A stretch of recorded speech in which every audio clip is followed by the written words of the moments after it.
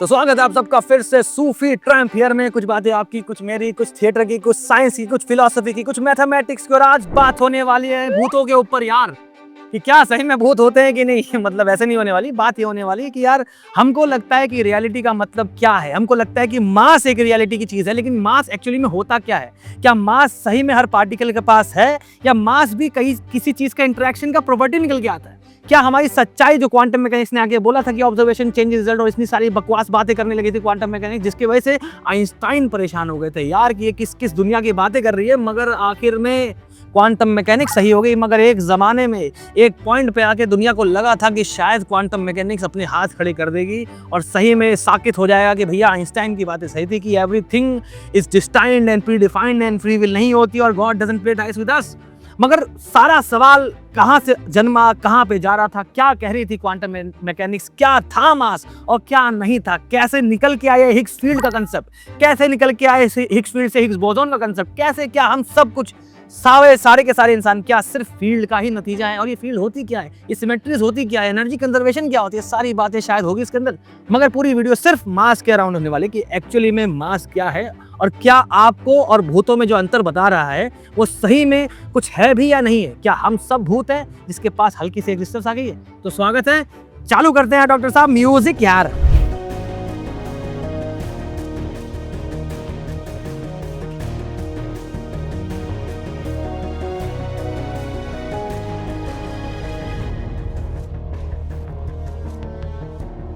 Welcome back to Sufi Tramp here once again, guys.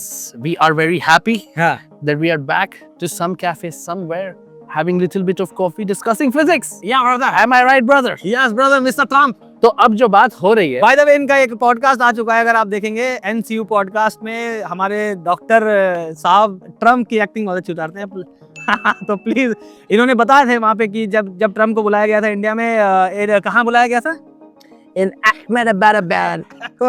तो देखिएगा, anyways वो मैं इसमें डाल दूंगा। हाँ तो खैर, अब हंसी मजाक की बात करते हैं, सीरियस डिस्कशन पे आते हैं, है ना। हम कई वीडियोस में ये बात कह चुके हैं कि 1900s यार साइंस के बंदे होने का, साइंस के फॉलोअर होने का इससे अच्छा टाइम था बिल्कुल ही, क्योंकि हमारी अंडरस्टैंडिंग पूरी यूनिवर्स को लेकर छोटे से लेके बड़े तक पूरी तरह से चेंज हो गई थी।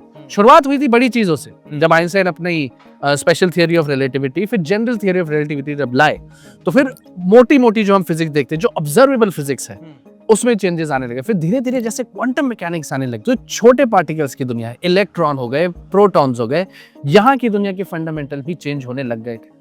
तो सबसे पहले हम आपसे सवाल ये करते हैं कि मास होता क्या है सुफियान, एक हाई स्कूल के लेवल जो ज्यादातर के हमारे व्यूअर्स हैं, तो एक उनकी अंडरस्टैंडिंग क्या होती है मास के बारे में। तो अब सोच के देखिए, जैसे डॉक्टर साहब ने कहा कि 1900s जो है 2000 साल से पहले, मतलब 2000 साल, 2000 सन 2000 से पहले, भाई देखा तो वो फिजिक्स के लिए बहुत बड़ी चीज लेके आई थी। लेकिन आप सोचो, अगर मैं आपसे एक बात बोलूं कि जब एक इंसान था जिसका नाम था मैक्स प्लांक, जब वो फिजिक्स पढ़ने जा रहे थे यूनिवर्सिटी में, तो उनकी यूनिवर्सिटी के टीचर बोलते हैं कि यार प्लांक भाई ये इधर आओ, देखो यार फिजिक्स में कुछ बचा नहीं है यार। हाँ सब बचना, कैलिब्रेट करेंगे हम लोग, सारे कांस्टेंट हमने ढूंढ लिया, हमने दुनिया समझ ली है, अब कुछ बचा नहीं है फिजिक्स में, मत जाओ। और वही मैक्स प्लांक जब बात करते, जब वहाँ पे एक अल्ट्रा वायलेट कैटास्ट्रॉफी की बात आती है, वो कभी किसी और वीडियो में बात करेंगे, उसके हिसाब से ब्लैक बॉडी रेडिएशन में बात करने लगे थे वो लोग। तो देखा कि यार एक सवाल आया, बस एक सवाल। सोचिए, उससे पहले हमको लगा हमने फिजिक्स जान ली, पूरी की पूरी जान चुके हैं। न्यूटन भाई तो एल्केमी में घुस गए थे कि भैया अब तो हम जान चुके हैं, अब हम जादू करेंगे। Thank you Newton, we are glad that you did what you did, now we will just work on what you work. तो मैक्स प्लांक साहब ने एक सवाल पूछा, क्या एनर्जी कॉन्टिन्यूअस है या डिस्क्रीट है, क्या पैकेट्स में है या कंटिन्यूअस है, एक बहता सागर है या उसके बीच में उफनती लहरें है। और वहां से जब जन्म आया क्वांटा वर्ड का, क्वांटा चीजें निकल के आई, तो हमको लगा कि यार मैक्स प्लांक भाई ने सही बोला था, उनके टीचर गलत थे कि फिजिक्स में अभी तो बहुत कुछ बचा था और पूरी की पूरी अंडरस्टैंडिंग ही बदल गई, मॉडर्न फिजिक्स का पूरा जन्म हो गया। और उसमें जब हमने देखा क्वांटा से जब निकल के आए क्वांटम मैकेनिक्स निकल के आए, जब आइंस्टाइन और बोर का वो लेजेंडरी डायलॉग डिस्कशन हुआ कि God doesn't play dice with अस। और एक बहुत अच्छी वेब सीरीज है जीनियस, उसमें एक सीन दिखाते हैं, आइंस्टाइन ने बोला नील बोर भाई आप कह रहे हो कि भैया ऑब्जर्वेशन से चीजें आती है, मतलब मैं चांद को ना देखूं तो मतलब चांद वहां पे नहीं है, तो रोड क्रॉस कर रहे थे ऐसे रोड क्रॉस कर रहे थे वो, जैसे रोड क्रॉस कर रहे थे तो नील बोर उनको पकड़ते, ऐसा वेब सीरीज में सीन है। तो नील बोर्ड पकड़ते हैं और गाड़ी निकल जाती है, तो मतलब एक्सीडेंट होने वाला था आइंस्टाइन का। आइंस्टाइन बोलता है क्यों आपने बचाया क्यों, मैं तो ऑब्जर्व नहीं कर रहा था ना। तो गॉड डजंट प्ले डाइस, क्या खतरनाक डिस्कशन था। बट यार सुफियान, मैं ये पूछना चाह रहा हूँ कि हम सिंप्लीफाई कर देते हैं इस चीज को, हम थोड़ा बता देते हैं कि क्वांटम मैकेनिक्स में किस तरह की बातें चल रही थी, वही सीधा हिग्स हम लोग डाइव करेंगे एकदम से। तो डॉक्टर साहब ने चालू किया था मास से, थोड़ी कहानी मैं भी बताने लगा हूँ। तो आप समझ चुके हैं क्वांटम मैकेनिक्स जब आगे बढ़ने लगी और सही में सही साबित होने लगी, तो अब निकल के आए क्वांटम मैकेनिक्स बात किस पे करते हैं। क्वांटम मैकेनिक्स के हिसाब से जो रियलिटी है, जो बेसिक चीज है, वो पार्टिकल्स नहीं है, वो इंडिविजुअल ब्लॉक, वैसे ब्लॉक्स नहीं, एक फील्ड की चीज है। यस, मतलब क्वांटम मैकेनिक्स ने ये बोला, जब वो डेवलप हो रही थी, मैथमेटिक्स की हम बात नहीं कर रहे यहाँ पे, एक बहता सागर है जिसमें अगर लहरें निकल रही हैं तो वो लहरें एग्जिस्टेंस है, तो फील्ड फैली हुई है। मतलब क्या है इसका, कि हर चीज फील्ड है। जैसे कि फोटॉन्स क्या है, फोटॉन्स इलेक्ट्रोमैग्नेटिक फील्ड के लहरें हैं, वो फोटॉन्स बन रहे हैं। क्या नाम है, जैसे कि इलेक्ट्रॉन क्या है, एक इलेक्ट्रॉन फील्ड फैली हुई है, उसमें जब लहरें निकल रही है तो वो इलेक्ट्रॉन का फॉर्म ले रही है। मतलब कि बेसिक नेचर ऑफ एग्जिस्टेंस जो है वो फील्ड है। अब हम इस बात को सोचिएगा, यहाँ पर almost unified theory of everything में हमने काम कर लिया क्वांटम मैकेनिक्स के अंदर। क्वांटम मैकेनिक्स से क्या यूनिफाई किया, हमको समझ नहीं आता था कि मास क्या है। आइंस्टाइन तब तक बोल चुके थे कि भैया मास और एनर्जी सेम है, कि एनर्जी, अगर एनर्जी हमें परसीव होती है मास की तरह, कैसे, बेसिकली हमारा मास का मतलब जो हम इंसान समझते हैं वो इनर्शिया को समझते हैं, कि किसी चीज को धक्का देने के लिए, किसी चीज में कितना इनर्शिया, अपनी एग्जिस्टेंस, अपना प्रेजेंट स्टेट को चेंज ना करे, वो मास का property, intrinsic property. Yes, cycle को आप धक्का देंगे, साइकिल चल देगी हल्की सी, ट्रक को देंगे नहीं चलेगा। मगर आइंस्टाइन ने एनर्जी और मास को इक्विवेलेंट बताया था। कभी कभी चीज देखी जाती है कि जब चीजें रेस्ट पे, जब एनर्जी नहीं है, किसी भी फॉर्म की नहीं है, तब भी उनके अंदर कोई मास बचा हुआ है। इसको टर्म देते हैं रेस्ट मास। मतलब कि बिना एनर्जी के भी चीजों के अंदर मास है, इनर्शिया है। तो बेसिकली मास का मतलब, जो आपने सवाल पूछा था, वो ये है कि इनर्शिया को रिप्रेजेंट करता है मास। यस। अब क्वांटम मैकेनिक्स फील्ड पे बात कर रही थी और यहाँ पे मास था।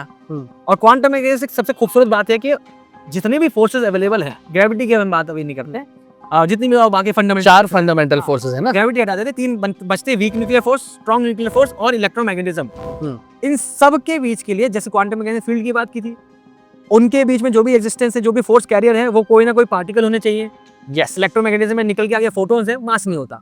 स्ट्रॉन्ग न्यूक्लियर में निकल गया, वो भी ग्लूऑन्स होते हैं, उसमें भी मास नहीं होता। सारी दिक्कत वीक से आ गई। ठीक है, मास थे वीक न्यूक्लियर फोर्सेस में, अब मास के, तो अब डॉक्टर साहब मैं आपसे पूछता हूँ, ये बहुत इंटरेस्टिंग थ्योरी बताई थी कि बेसिकली कुछ तो सिमेट्री की बातें होती है क्वांटम मैकेनिक्स में। मैं थोड़ा कॉम्प्लिकेट कर दूंगा, तो हमारे पास कहानीकार और कथाकार अवेलेबल है, तो आप बताइए क्या बात थी यार वो। हाँ जी, तो देखिए क्या होता है, हमने इस बारे में एक रील भी बनाई थी जिसका हम लिंक आपको दे देंगे डिस्क्रिप्शन में। आप बात कर रहे थे कि is mathematics the language of physics? It kind of is, specially quantum mechanics में ये अप्लाई होता है। तो क्वांटम मैकेनिक्स जो है, क्वांटम मैकेनिक्स एसेंशियली क्या थे कि उस जमाने में हमारे पास इतनी टेक्नोलॉजी नहीं थी कि हम इन सारी चीजों के ऊपर एक्सपेरिमेंट कर पाए, इसलिए हम कुछ चीजें ऑब्जर्व करते थे और फिर मैथमेटिक्स हमें गाइड करती थी प्रिडिक्ट करने में कि यार हो सकता है कि अगर इन वेरिएबल्स को इस कदर चेंज किया जाए तो ऑब्जर्वेबल फिजिक्स इस कदर चेंज होगी। ये हम प्रिडिक्ट कर पाते थे मैथ्स के थ्रू। वाह, मगर हो क्या रहा था कि क्योंकि टेक्नोलॉजी हमारे पास थी नहीं और हम बात कर रहे हैं क्वांटम मैकेनिक्स, तो इन प्रिडिक्शंस को हम एक्सपेरिमेंटली वैलिडेट नहीं कर पा रहे थे, मगर मैथ्स साथ साथ चल ही रही थी। तो क्या होता है, हर मैथ्स में, खास करके जब हम फिजिक्स से रिलेटेड मैथ्स की बात करते हैं, तो एक सिमेट्री हमेशा बनी रहनी चाहिए। एक बहुत ही खराब एग्जांपल मैं आपको देता हूं, क्योंकि ये टेक्निकली अप्लाई नहीं होता, मगर शायद आपको सिमेट्री समझ में आ जाए।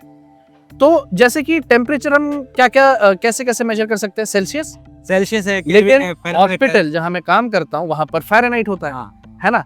अब अगर मैं कोई भी एक मैथमेटिकली एक हीट का कोई इक्वेशन दिखा रहा हूं, क्या फर्क पड़ेगा अगर मैंने टेम्परेचर सेल्सियस या फ़ारेनहाइट में दिखाया? तो ऑब्जर्वेबल फिजिक्स में पढ़ना नहीं चाहिए। क्यों? क्योंकि इन दोनों के बीच एक सिमेट्री है। आप सेल्सियस को फ़ारेनहाइट में कन्वर्ट कर सकते हो और फिर ऑब्जर्वेबल फिजिक्स आपकी बिल्कुल चेंज नहीं होगी। ये एक तरह की सिमेट्री बनी है। जब क्वांटम मैकेनिक्स और क्वांटम फील्ड थ्योरी, जिसकी सूफियान भाई बात कर रहे थे कि हर जो फोर्सेस बताए गए थे, फंडामेंटल फोर्सेस, वहां सब फंडामेंटल फोर्सेस का एक कैरियर पार्टिकल था। जैसे कि इलेक्ट्रोमैग्नेटिक फोर्स में इसने कहा कि फोटॉन्स थे, और फिर वीक न्यूक्लियर फोर्स में बोसॉन्स, W और Z बोसॉन्स, जो मास जिनके अंदर मास था। हाँ, तो अब क्या हुआ कि फोटोन, जैसे हमने पहले भी वीडियो में डिस्कस किया है, आप खुश रहिएगा मेरी बात से, मैं थोड़ा आराम से बोलूं, आवाजें थोड़ी आती है, कोई बात नहीं। तो दिक्कत ये हो रही थी कि फोटॉन्स जो है, फोटॉन्स में कोई मास नहीं, हाँ, है ना। तो जब हम मैथमेटिकली फोटॉन्स को डाल रहे इस चीज में, मास को हमें कंसिडर करना ही नहीं पड़ रहा। हाँ। लेकिन जब बोसॉन्स डिस्कवर हुए थे, हाँ, तो ये समझ में आया कि भाई बोसॉन्स के पास मास है, हम्म। और मास एक ऐसा वेरिएबल आ रहा था जो ये सिमेट्री तोड़ रहा था। ये सिमेट्री जो क्वांटम मैकेनिक्स से अप्लाई होती है, इसको हम कहते हैं gauge symmetry. Gauge symmetry maintain रखने के लिए किसी भी इन फंडामेंटल पार्टिकल्स को कोई भी मास नहीं होना चाहिए था। आप समझ सकते हैं आज बहुत ज्यादा बाहर शोर हो रहा है, लेकिन कोई बात नहीं, आप हमारी बात सुनिएगा। बहुत ज्यादा आई गेस ट्रैफिक लगी है। एनीवेज, तो हम ये बात करें, देखिए अभी डॉक्टर साहब ने आपको बहुत सारी चीजें बताई, मैं आपको बस वो करता हूँ, सोच के देखिएगा क्वांटम मैकेनिक्स की जब बातें ये उस समय कर रहे हैं, उस काम में ये बात है। हाँ, थोड़ा शांत है, बातें करते रहते हैं। इधर नहीं, वो कोई इशू नहीं बनेगा, कोई है कोई बात बोलो। हाँ, तो क्वांटम मैकेनिक्स उस समय कितनी मुश्किलात से गुजर रही थी। जैसे अभी हम मुश्किलात से गुजर रहे हैं, यहाँ पे आवाज बहुत हो गई थी, अगर आप तक नहीं पहुंची हो तो मुश्किलात ये थी कि क्वांटम मैकेनिक्स अभी बच्चा था, वो डेवलप हो रहा था, और जिसके अगेंस्ट बड़े बड़े साइंटिस्ट खड़े हुए थे। ठीक है, श्रोडिंगर्स कैट का एग्जांपल हम लोग पढ़ते हैं। श्रोडिंगर्स क्वांटम मैकेनिक्स के अगेंस्ट थे पहले। आइंस्टाइन तो इतना बड़ा जायंट क्वांटम मैकेनिक्स के अगेंस्ट था, और अब अगर तुमने क्वांटम मैकेनिक्स सही है, जिसपे हम फील्ड के ऊपर बात करते हैं, तो वहां पर कई चीजें अगर अप्लाई नहीं हो रही है, इसका मतलब क्वांटम मैकेनिक्स गलत हो जाएगी। यस। और सारी दिक्कत ये आ रही थी कि वो जो सिमेट्रिक जिस हिसाब से गेज सिमेट्री जिस हिसाब से क्वांटम मैकेनिक्स रियलिटी को बताया था, फील्ड के हिसाब से बताया था, वहां पर जब हम इसको जो भी जितने फोर्स कैरियर्स थे, उस पर हम इन सिमेट्री को अप्लाई करने जा रहे थे, जिसमें मास आ रहा था बोसॉन्स के अंदर, वो सिमेट्रीज को तोड़ रहा था, मतलब क्वांटम मैकेनिक्स टूट रही थी। तो इसमें क्या होगा कि देखिए, ये एक्चुअली जो लोग आगे चलकर साइंस में और घुसना चाहते हैं, आप इन चीजों को शायद हमसे बेहतर समझेंगे, मगर जो लोग की दिलचस्पी नहीं, जिन्हें सिर्फ हमारी आवाज बहुत अच्छी लगती है और हमारे वीडियोस देखकर पसंद आता है, जब सिमेट्री मेंटेन्स नहीं होती है तो क्या होता है। जैसा कि मैंने आपको कहा कि क्वांटम मैकेनिक्स का एक बहुत बड़ा चैलेंज ये था कि एक्सपेरिमेंटली इन चीजों को ऑब्जर्व नहीं कर पा रहे थे, हमारे पास टूल्स नहीं थे। तो हमारे पास क्या था, एक गाइडिंग प्रिंसिपल था, मैथ्स।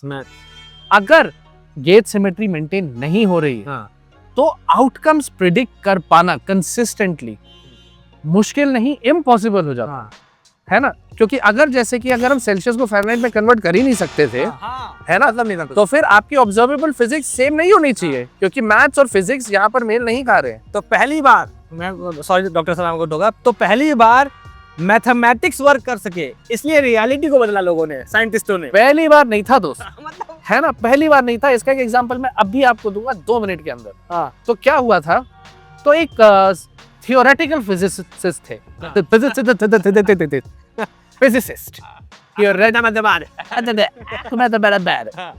तो एक थियोरेटिकल फिजिसिस्ट थे जिनका नाम था पीटर हिग्स, जो कि यूनिवर्सिटी ऑफ एडिनबर्ग में इस चीज के ऊपर काम कर रहे थे। उन्होंने कहा कि यार, अभी हमारे पास क्या है, क्वांटम मैकेनिक्स के पास क्या है, टूल्स तो है नहीं, है ना, ऐसा सेटअप नहीं है जहां हम इन चीजों को ऑब्जर्व कर पाए। तो एक काम करते हैं, हम क्या कर रहे हैं, क्वांटम फील्ड थ्योरी कर रहे हैं। क्वांटम फील्ड थ्योरी में क्या, हर चीज की एक फील्ड है और हर उसका एक पार्टिकल है।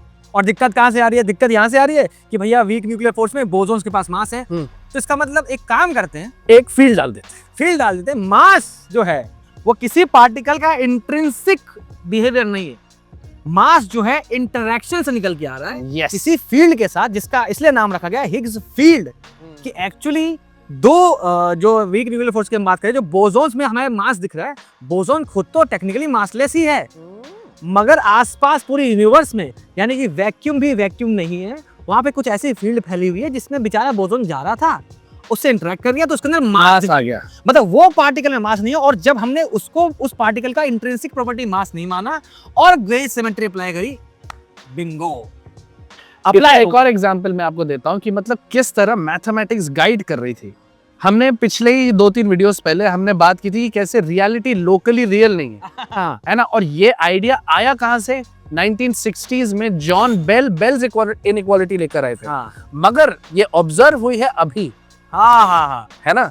तो ये मैथमेटिक्स जो एक गाइडिंग प्रिंसिपल है, इसको बचाने के लिए, ये गेज सिमेट्री बचाने के लिए हिग्स ने एक हिग्स फील्ड ला दी और कहा यार इधर पे भी एक पार्टिकल होना चाहिए, चलो इसका नाम हम दे देते हैं हिग्स बोसॉन।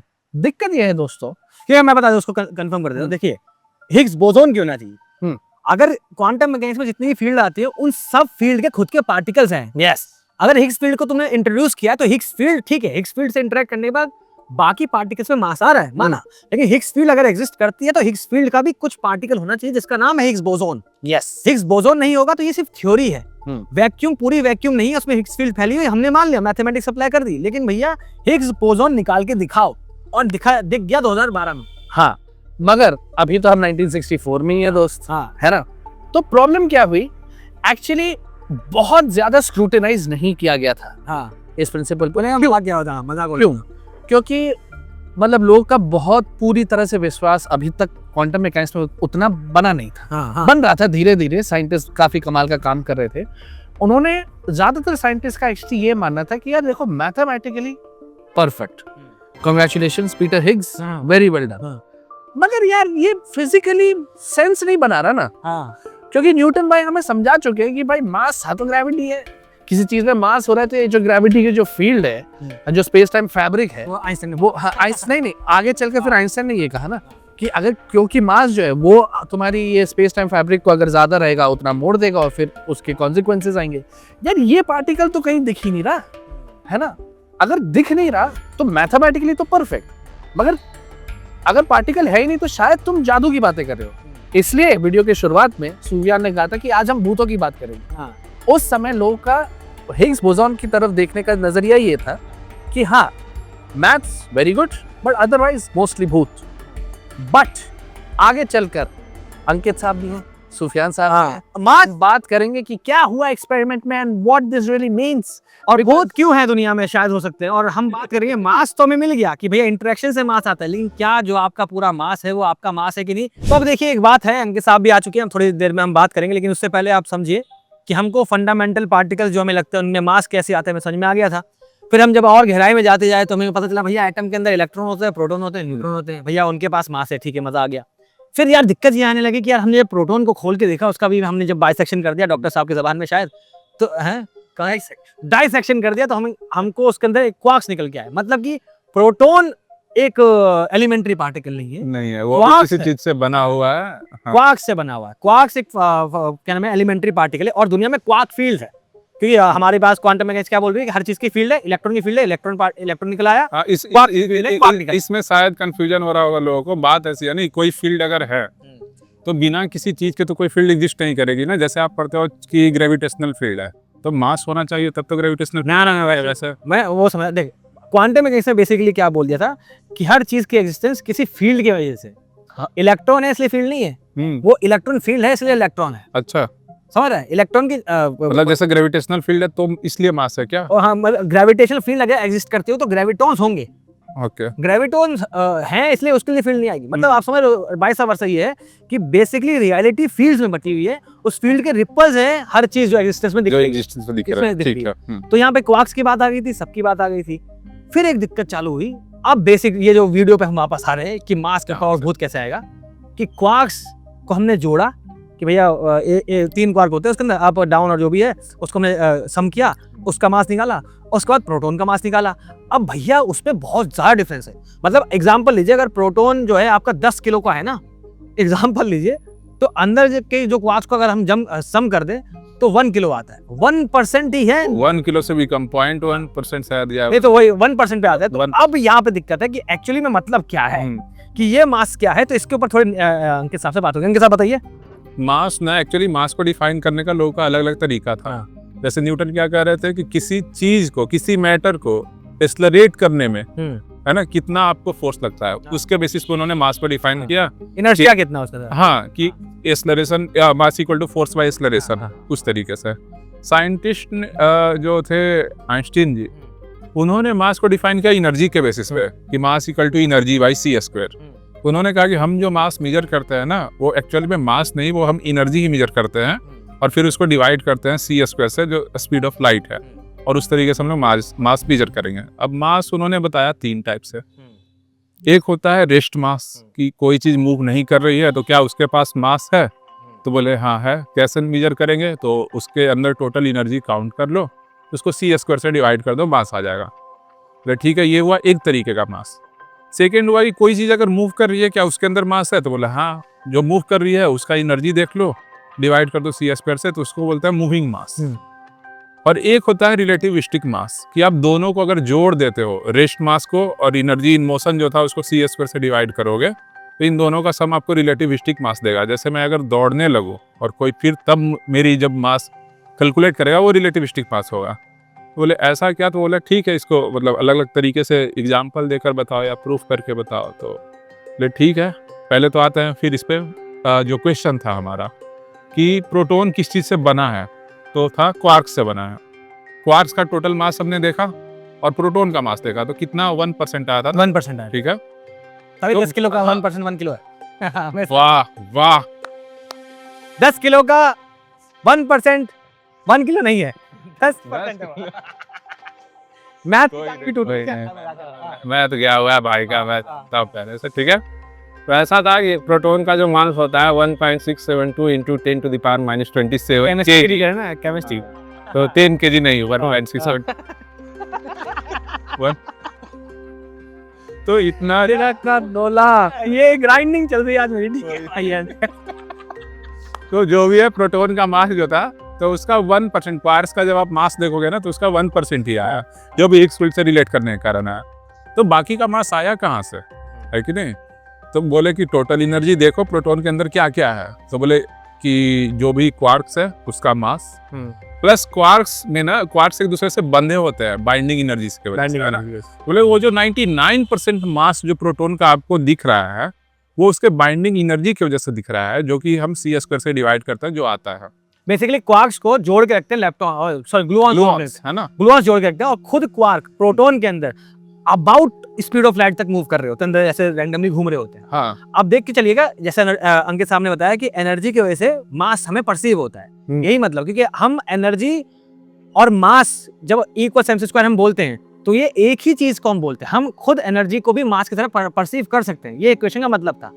अब वो जो मूव कर रहे हैं प्लस जो उनके बीच में जो वो ग्लूऑन्स मूव कर रहे हैं, हाँ, टेक्निकली वो पूरी की पूरी एनर्जी बना रहे हैं। हाँ, उस एनर्जी को हम मास की तरह परसीव कर रहे हैं। परसीव कर रहे हैं, सी स्क्वायर से डिवाइड करें तो वो वैल्यू आप कैलकुलेट कर सकते हो। बोले ठीक है, क्या इसको अगर मैं एक कॉफी लूं और इसको हीट कर दूं, है ना, तो हीट करने से क्या होगा, उसके अंदर वाइब्रेशनल एनर्जी बढ़ जाएगी। तो बोले क्या उसका मास भी बढ़ जाएगा क्या? तो बोला गया हाँ बढ़ जाएगा। बिल्कुल, इतना बढ़ेगा? तो बोले अगर आप हीट किए तो उसके अंदर काइनेटिक एनर्जी बढ़ जाएगी उसकी, है ना? टोटल काइनेटिक एनर्जी निकाल लो, उसको सी स्क्वायर से डिवाइड कर दो। एक्चुअली वैल्यू बहुत ज्यादा छोटा आता है, बहुत छोटा है ना? सी स्क्वायर समझो 3 इंटू 10 टू द पावर 8 का square 9 into 10 to the power 60, इतने से डिवाइड करेंगे तो बहुत छोटा आएगा, 0.0000 समथिंग kg के आसपास आएगा। बोले ठीक है, अगर किसी और कोई एग्जांपल देखा जाए, जैसे आप फोन है ना, फोन को भी अगर आप चार्ज कर देते हो ना तो उसकी मास बढ़ जाता है, क्योंकि उसमें एनर्जी आपने बढ़ा दिया। उसको सी स्क्वायर से डिवाइड करो, जो वैल्यू आए 10 to the power minus 23 kg आए तो समझ लो उतना मास उसका बढ़ गया है। बोले ठीक है, तो दूसरा एग्जांपल लेते हैं। बोले एक बॉल है ना, बॉल को ऐसे हमने फेंका तो बॉल गया मोशन में, बॉल में आ गई काइनेटिक एनर्जी। तो बोला गया क्या इसकी एनर्जी बढ़ गई? काइनेटिक एनर्जी तो बढ़ गई। बोले क्या इसका मास बढ़ गया? बोले हाँ मास इसका बढ़ गया। बोले कैसे, बताइए, इसको एक्सप्लेन कीजिए। बोले बॉल में पहले से तो मास था ही कुछ, तो सुपोजिट 1 kg पहले उसका मास था बॉल का, हमने मेजर किया, वो 1 kg उसका रेस्ट मास है। Rest mass. अब 3 टर्म आएगी यहाँ पे, energy in rest, energy in motion, और इन दोनों का सम जो आएगा total energy. Energy in rest को सी स्क्वायर से डिवाइड करेंगे तो आएगा rest mass, energy in motion को सी स्क्वायर से डिवाइड करेंगे तो आएगा आपका मोशन मूविंग मास, है ना? और दोनों को सम को जो सी स्क्वायर से डिवाइड करोगे तो वो आता है रिलेटिविस्टिक मास। बोले ठीक है कि अगर हम देखें अभी बॉल को तो उसका मास जो भी परसीव होगा हमें वो तो रिलेटिविस्टिक मास हो गया, है ना? बॉल का तो मास अभी भी 1 kg है, तो कैसे मेजर करेंगे इसको? बोले ठीक है, बॉल कितने स्पीड से जा रहा है? बोले सपोज 10 मीटर पर सेकेंड से जा रहा है, तो इसका रेस्ट मास कैसे मेजर करेंगे? तो बोले रिलेटिविटी में क्या कहता है कि आप पहले बॉल को रेस्ट में लाओ। बॉल को रेस्ट में लाओगे कैसे? तो बॉल जा रहा है 10 मीटर पर सेकेंड से, आप भी भागो 10 मीटर पर सेकेंड से, तो आपको बॉल अब क्या दिखेगा? रेस्ट में। बोले अब बॉल में जितनी एनर्जी है उसको c² से डिवाइड कर दो तो वो आएगा बॉल का रेस्ट मास, जो कि आंसर आएगा 1 kg। अंकित साहब, आपको हमेशा एक बात बोली कि बॉल की रेस्ट के अंदर एनर्जी, वो रेस्ट एनर्जी का मतलब आप समझ चुके होंगे। होता क्या है कि बॉल मिलके बनी एटम से, एटम्स में इलेक्ट्रॉन, न्यूट्रॉन, प्रोटॉन जो है उसके अंदर क्वार्क्स है, वो भी भाग रहे हैं। तो ओवरऑल जो चीजें हैं वो रेस्ट में आपको दिख रहा है बेसिकली, लेकिन रेस्ट में है नहीं, उनके अंदर अभी बहुत सारी इंटरेक्शन चल रही है, वो एनर्जी दिख रही है। एक वो रेस्ट मास निकल के आ रहा है। उसके अलावा भी एक टेक्निकल टर्म्स में शायद इसको क्या नाम देते हैं मुझे नहीं पता, आप बताइएगा, कि जो क्वार्क्स है वो खुद मासिव हैं, not because they are interacting with Higgs field, तो वो भी एक मास कंस्टिट्यूट करता है। तो वो इंटरेक्शन से एक हिग्स फील्ड के साथ इंटरेक्ट किया क्वार्क्स ने, उसके पास मास आया।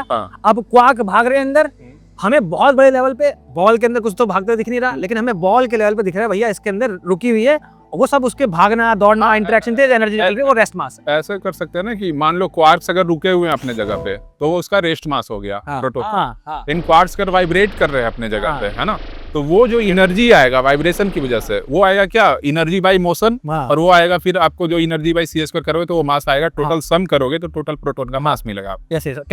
ठीक है, ये हुआ सेकेंड एग्जाम्पल जब मूविंग मास हम लोग देख रहे हैं, है ना। थर्ड एक एग्जाम्पल पूछा गया लाइट के रिस्पेक्ट में, कि लाइट में एक स्पेशल थिंग क्या था, स्पेशल रिलेटिविटी, कि आप कितने भी स्पीड से अगर आप जाओगे तो लाइट की स्पीड आपको क्या दिखती है, 3 × 10⁸ मीटर पर सेकेंड ही दिखती है ना।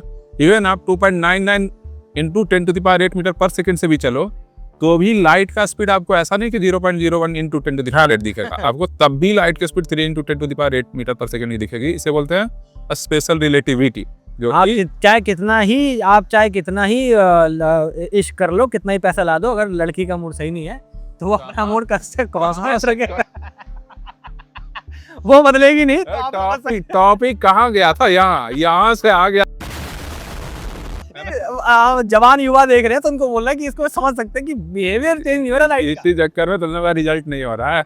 जवान युवा कि भाई तुम गरीब हो या अमीर हो, अगर पू को मुड़ के नहीं देख रहा है तो नहीं देखेगी, तो वो लाइट पू है। हाँ, लाइट पू है। चलो ये समझाने का तरीका, लाइट पू है ना। तो हुआ क्या कि बोले ठीक है, अगर लाइट मूव कर रही है हमें उसका एनर्जी मेजर करना है, ठीक। तो लाइट की स्पीड है 3 × 10⁸ अराउंड। अगर आपको उसका रेस्ट एनर्जी मेजर करना है तो आपको लाइट की स्पीड से जाना पड़ेगा। लाइट की स्पीड से आप जा नहीं सकते, आप जाओगे कितना, 2.99 × 10⁸ के आसपास, तो आपको फिर भी लाइट की स्पीड क्या दिखेगी, सेम टू सेम दिखेगी। मतलब आप उसका रेस्ट एनर्जी मेजर ही नहीं कर सकते। तो क्या लाइट में रेस्ट मास होगा, जब रेस्ट एनर्जी ही नहीं है उसके पास, तो energy in rest bye c² भी क्या आ जाएगा, 0 ही आ जाएगा। तो इसीलिए लाइट में क्या होता है, मास नहीं होता, हमें परसीव नहीं होता। क्या उसमें मास, और बेसिकली फील्ड के हिसाब से देखा जाए तो लाइट वो फोटोन्स वो मतलब एक स्पेशल पार्टिकल्स मान लीजिए जो उस हिग्स फील्ड के साथ इंटरेक्ट नहीं करते हैं। हमारी पूरी वीडियो में आप फील्ड हो गया कि बेसिकली मास अंदर नहीं है, मास किसी भी पार्टिकल के पास है नहीं, वो इंटरेक्ट कर जा रहे हैं हिग्स फील्ड के साथ, उसके इंटरेक्शन का फॉर्म मास है, और इसलिए फोटोन्स हिग्स फील्ड के साथ इंटरेक्ट नहीं करते हैं, जिस चक्कर में फोटोन्स के पास मास रेस्ट एनर्जी नहीं, रेस्ट मास उसके पास नहीं है। क्या उसके पास टोटल एनर्जी है, हाँ, मोशन की वजह से तो उसमें एनर्जी है ना। तो इसके कारण उसका आप आई थिंक फोटोन में मास, अगर परसीव मास, अगर रिलेटिविस्टिक मास बोलूं, होता है, तो वो होता है। तभी तो जब सूरज के पास से आपने देखा भी, सूरज के पास जब भी कोई मीटरॉइड रेडिएशन जो उसको उड़ा देता है, हाँ, तो उसमें टेल बन जाती है, वो टेक्निकली बम्बार्ड हो रहे होते हैं पार्टिकल। नहीं, मैंने ये पढ़ा था कि बहुत सारे जब छोटे छोटे मीटियोराइट्स होते हैं और अगर ढेर सारा रेडिएशन उस पे एक साथ पड़ता है तो उसको तोड़ देता है। भाई कैसे तोड़ देता है, सिर्फ एनर्जी रिलेटिविस्टिक मास के बदौलत उसको तोड़ देता है। तो इस तरीके से आप एनर्जी और मास का रिलेशन जो है वो समझ सकते हो। और इसका एक्सप्लेनेशन भी कि हम जब प्रोटॉन का मास जोड़ते हैं और बाकी सारे क्वार्क्स का मास जोड़ते हैं तो उसका 1% क्यों आता है, तो बाकी का मास आता कहाँ से, वो एनर्जी के फॉर्म में उसका स्टोर रहता है। यही आइंस्टाइन ने दुनिया में सबसे बड़ा तहलका मचा। आप सोच के देखिए इसका मतलब क्या है, अगर आपके क्वार्क्स पार्टिकल, बेसिकली क्वार्क और इलेक्ट्रॉन कह लीजिए, अगर वो हिग्स फील्ड के साथ इंटरेक्ट ना करे तो आप में और भूतों में क्या अंतर है, कुछ भी नहीं है। आप भी एनर्जी, वो भी एनर्जी। और मैं यकीन करता हूँ भूतों में, यार मैं रात में लाइट बंद करके नहीं सोऊंगा, ठीक है, मुझे ऐसा मजाक कर रहा था यार, भूतों में यकीन करता हूँ मैं। लेकिन अरे अंकित साहब का किस्सा बता रहे थे। अंकित, ये जो शर्ट है ये रेडियम है, चमकती है शर्ट। तो अंकित साहब ने कल अपने रूम में शर्ट लगा रखी थी और बेचारे सोने जा रहे थे, उन्होंने लाइट बंद करी, अचानक से मुड़े तो यहाँ पे इनको ये शक्ल दिख गई रेडियम से, इनको लग गया कुछ तो है, ठीक है। तो ऐसा तो हो गया था, तो भूत में आप ये यकीन कर लीजिए। तो बेसिकली आप समझ गए होंगे कि मोस्टली जो फिजिक्स इन्वॉल्व हुई थी आई थी वो मास के लिए आई थी। मास जब क्वांटम में डेवलप होते चला गया तो उसने एक चीज हमारे पास दुनिया में ये ऐसा लेके आया कि भैया मास भी कोई इंट्रिंसिक प्रॉपर्टी नहीं है, इंटरेक्शन की वजह से आता है। मतलब कि आपकी और मेरी रियलिटी जो हम आप आसपास हम जो रियल देख पा रहे हैं दुनिया, जो हमको लगता है रियल है, वो बस रियल इसलिए है कि इस दुनिया में फैली एक हिग्स फील्ड के साथ हमारे पार्टिकल्स कुछ कुछ इंटरेक्ट कर ले रहे हैं, जिसकी वजह से हमारे पास एक फिजिकल फॉर्म है। और एनर्जी के वजह से भी दो रीजन हो मतलब गया है ना। एनर्जी तो जैसे भूत को एग्जांपल बोला, ऐसा बहुत लोग बोलते हैं ना भूतों में एनर्जी तो होती है, मैं I can perceive energy, I can perceive energy, negative energy. हाँ नेगेटिव एनर्जी या पॉजिटिव एनर्जी, या नेगेटिव मास मत बोलिए। मारे कहीं बोला मैंने निगेटिव एनर्जी, ये पता निगेटिव एनर्जी है यहाँ पे। अब हाँ नेगेटिव एनर्जी यहाँ पर, तो एनर्जी तो हम परसीव कर ले रहे हैं, लेकिन हम क्या मास देख पा रहे हैं? एग्जिस्टेंस जो हम सबको मिला है, मैं ये बताना चाह रहा हूँ, वो ठीक है रिलेटिविस्टिक मास आ रहा है हमारे पास, हमें रिलेटिविस्टिक इनर्शिया महसूस होता है, लेकिन जो क्वार्क्स आ रहे हैं, जो इलेक्ट्रॉन आ रहे हैं, जो अपने इंटरेक्शन की वजह से अपनी एग्जिस्टेंस रखने हैं, उस एग्जिस्टेंस की वजह से हमारे अंदर एग्जिस्टेंस आए ना। तो हम बस 1 या 2% से ही रियल हैं, जितना इंटरेक्शन आता है क्वार्क्स का उसके साथ एनर्जी है बस, बाकी सब एनर्जी है। तो हम सब एनर्जी है, और आप मैनिफेस्टेशन में मत यकीन करिए कि मैं एनर्जी मानूंगा और मैं अपनी चीजें रियलिटी बदल दूंगा, तो कसम से ऐसा नहीं होता। एक्चुअली ये मानने वाला चीज नहीं, इसमें अगर आप कोडिंग करते हो तो उसमें एक कुछ होता है बैकवर्ड में भी टर्म बोल रहा हूँ एग्जैक्टली, छोड़ो बाद में बता देंगे, किसी और वीडियो में याद आ जाएगा। तो बस ये समझिए, और ये इसी चक्कर में इन्हीं चीजों का इस्तेमाल करके बहुत सारे लोग सूडो साइंस फैलाते हैं कि भैया I can manifest everything, I can send to this universe. इस पे एक चीज बोल सकते हैं ना कि मान लो कोई चीज आपको, जैसे एनर्जी है, आपको समझ में तो आती है, लेकिन जब तक आपको मतलब एक होता है ग्रे एरिया, एक होता है कि समझ में ही नहीं आती, एक होता है अधूरा ज्ञान, ये ग्रे एरिया की एनर्जी समझ में तो आती है पूरी नहीं, एक आता है कि अच्छे से एनर्जी समझ में आती है। तो जब तक आप ग्रे एरिया में रहोगे ना, तब तक आपको ये सब लगेगा कि अरे ये भी होता है, निगेटिव एनर्जी मतलब भूत होता है।